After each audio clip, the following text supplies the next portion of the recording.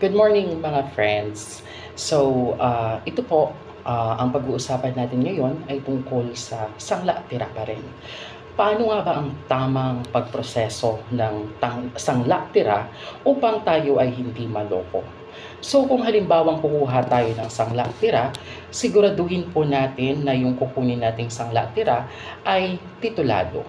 Kung hindi man po ito titulado, siguraduhin po ninyo na mapagkakatiwalaan yung taong magbibigay sa inyo or yung mag-o-offer sa inyo ng sangla-tira. Kasi yan ang madalas na nagiging problema, yung sangla-tira sa mga bahay at lupa na rights lang pala. Wala po tayong habol dyan kasi wala pong magiging basehan yung ating hukuman kung sino ba ang tunay na nagmamay-ari doon sa lupang iyon. So, kung halimbawang kukuha kayo ng tinatawag na sangla-tira, yan po ang tinatawag din na anti-crisis doon sa ating New Civil Code na nakapaloob sa Article 2132 hanggang sa Article 2139. So, kung kukuha tayo ng sangla-tira, siguraduhin natin na titulado yung property, yung bahay at lupa. At kapag gumawa tayo ng dokumento, siguraduhin po natin na nakalagay doon sa kasulatan kung magkano yung pagkakasangla or yung tinatawag na principal amount at kung paano yung pagsingil doon sa interest or tubo ng pagkakasangla. Kung hindi po iyon nakasulat or nakadokumento ng maigi, invalid po yung inyong kasulatan or hindi po iyan tatanggapin ng korte kung sakali pong magkaroon ng problema. So, kung halimbawang gumawa na kayo ng dokumento, nakasulat na yung principal amount at kung paano sisingilin yung interest. Kasi minsan, yung iba, ang interest ay yun na lang pagtira nila doon sa bahay, ang magiging interest at ang ibabalik na lang ay yung mismong principal amount.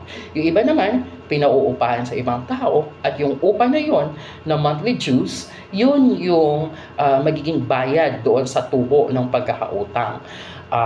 At isa pa, hindi po maaaring i-embargo yung property kapag hindi nakabayad yung may-ari. Labag po sa batas yung pag-embargo, hindi kayo bangko. So, bawal po yun.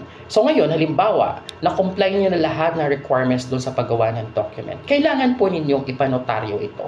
Ang pagnonotaryo naman is to let the whole world know na yung transaction na yon ay binding between you and the person and everyone in the world knows about it. So, kung notaryado na ito, kailangan meron din kayong valid ID nung may-ari at kasama nung kopya nung kanyang titulo.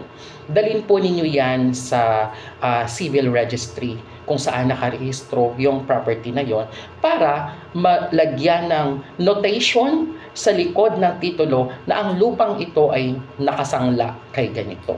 So, meron pong proof na nakasangla ito at kung halimbawang in the future, ibenta niya yan sa ibang tao, makikita na pinagbenta na okay, naka-annotate dito sa likod na nakasangla pala ito. So, meron pa kayong obligation dito sa isang taong to. So, wala po siyang magiging lusot kung ganun ang gagawin natin.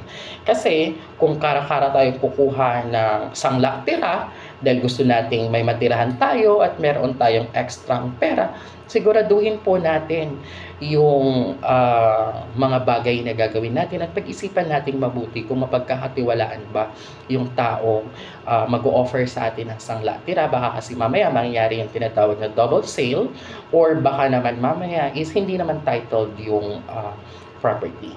Yun lamang po, naway meron po tayong natutunang kaunti dito sa maiksing video na ito. Kung nagustuhan po ninyo, paki-follow lamang po ang aking Facebook at paki-subscribe ang aking YouTube channel. Maraming salamat po.